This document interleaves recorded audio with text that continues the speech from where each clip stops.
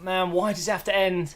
Why does the World Cup have to come to an end? It's been just absolutely brilliant. I've absolutely loved every single game of this World Cup. And if you don't think it's been the best World Cup in recent history, then I don't know what's going to beat it for you. I mean, tell me your favourite World Cups. I'm sure we've got people of all ages. For me, out of all the World Cups I've seen, 4 or 5 of age, of an age that I can actually understand what's going on.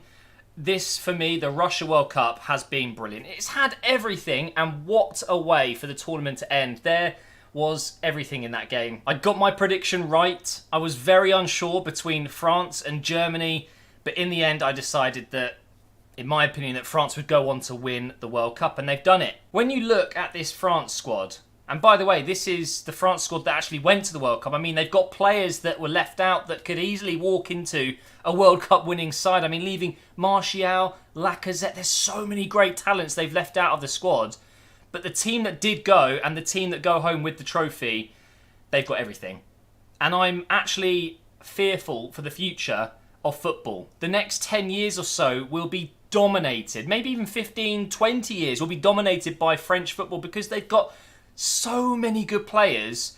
I think the biggest problem they've got is actually picking the squad. I mean, how do you narrow down 100 top-class players to 23? It's so difficult. But they were deserved winners, if you ask me, in the end. I think Croatia, they've earned a lot of respect from everyone around the world. Such a small country, 4.5 million or 4 million population. To come up with a side with just 4 million people back at home is really incredible. For them to get to all the way to the final, I think someone on the commentary said it's half the size of London, that population.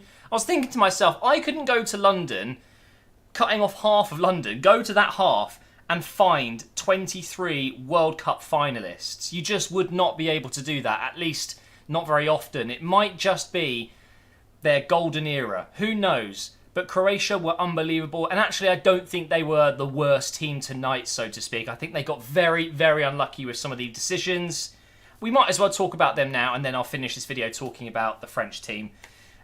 First of all, the first goal, which was an own goal by Mandzukic, you can't argue the fact that they could have defended it better, but it was not a free kick. Griezmann has dived, in my opinion. He may have got a slight touch, but he was already going down, and I despise that. So Griezmann, very, very poor from you. It's been a very good tournament for him. He may have only scored 4, I think, with 3 penalties, which is not great, obviously. It would have been better if he had 4 goals from open play.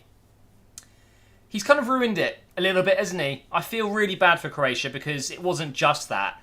So we had the free kick that wasn't a free kick, which ended up being a goal. Own goal by Mandzukic. Not much he could have done, apparently. I think just head it the other way. Sounds so easy when you're watching it, though, but I'm sure he tried his best. You've then got the penalty decision. After, by the way, Perisic scores an absolute beauty. It did take a slight deflection off Varane, I think it was. So it wasn't a pure strike into the net, but very, very good goal nonetheless. France really should have cleared it. But then when France made it 2-1 with the penalty, it was all down to the referee, unfortunately. And I know a lot of people have different opinions on VAR. I don't know where I stand. It seems to be very much 50-50 for me. I'm always like, I'm saying things like, that's really good. And then a few moments later or another game, it's like, that's really bad. Today is one of those games where I just thought it almost ruined it pretty much. I'm so glad that it wasn't the deciding goal, by the way. But the ball comes into the box, Matuidi heads it, and it kind of just... It wasn't... I don't think it was going in, but it was certainly, going to make the goalkeeper try and make a save at least. I think it would have gone out either way. But it striked Perisic's hand, and he originally had it up here. He brought it down, kind of unnaturally, I guess, and it's just clipped his hand. But it happened so quickly. I don't think it was deliberate. And I feel like, as the referee hasn't seen it, as what would have happened many, many times for years and years now, where you just move on. Not a penalty. The ref didn't see it. Sure, we could look at replays and go, well, maybe, but I prefer that in a way. I think VAR somewhat got it right. It was worth reviewing, I guess, but the referee spending a minute out of the game running to the viewing area, watching it 3 or 4 times, starting to run away, and then coming back to look at it again, which instantly, for me, means he wasn't sure. To then give the penalty, it's down to the referee. It's not down to VAR. So although I think VAR should stay in the game, I think they've got to adjust when and when not to use it. That's how I feel right now. Ultimately, though, the referee makes the decision. He's seen the replay many times and decided that it was a deliberate handball. In that case, it's harsh. It's very, very, very harsh. And of course, Griezmann scores the penalty. Very well put away, by the way. So composed, man. He says he plays Fortnite all day and then he plays football in the evening. I mean, you can't not rate that. He's as calm as you like, probably because he just chills at home. He's just always relaxed. He does his training and then he goes and plays Fortnite all day. So, going in at half-time, 2-1 down to a free kick that wasn't a free kick and a penalty that wasn't a penalty. Seems harsh to me, but in the second half, whatever Deschamps said, oh God, I hate that name. He's a very good manager. He knows what he needed to do, didn't he? He whatever he said at half-time worked because France came out as a much better unit. They were much harder to break down, it seemed, in the second half for Croatia, and they never really looked like scoring, and ultimately they didn't through their own play. It was Lloris who made a stupid error. What is he doing? What is Lloris doing there? He's gone to take on Mandzukic around the left side when he's on the left side. Surely you go to your right, or I don't know, just hit the ball out as soon as you get it, because it's a World Cup final. You don't risk something like that, and I'm sure Lloris, it will haunt him, even though they've won. And ultimately, it doesn't matter. It will still haunt him because what is going through his head, I don't think he will even be able to explain it. He won't know what he was doing. But of course, the second half was where France just ended it, really.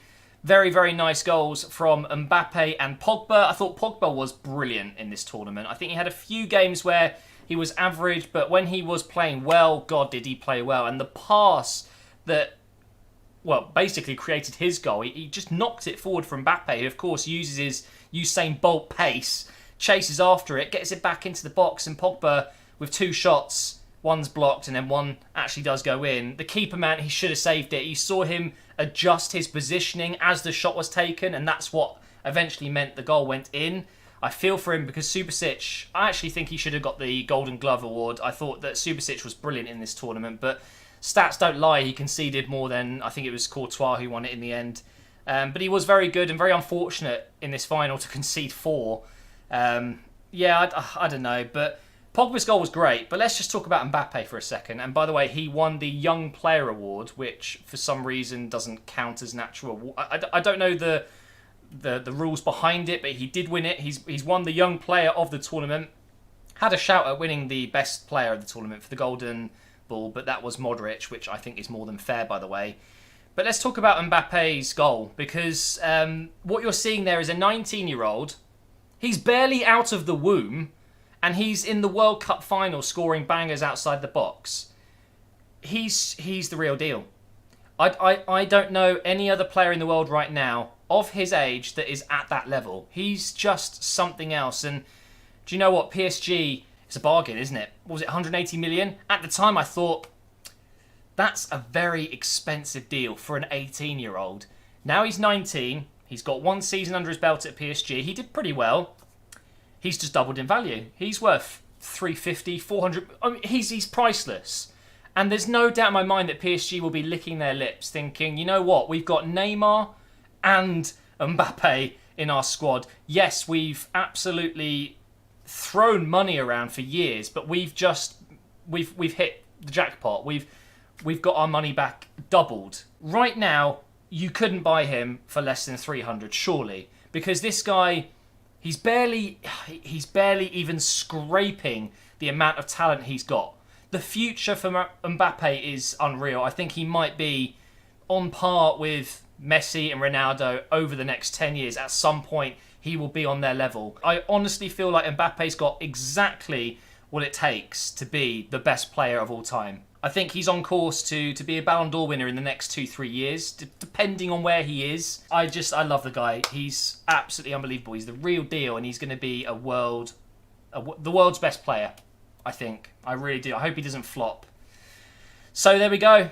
That's the end of the World Cup. France ultimately lifted the trophy, deservedly so. They were brilliant, and they've got everything in that team to go and win the next Euro, the World Cup again after that, probably the Euro after that. I mean, their team is so young.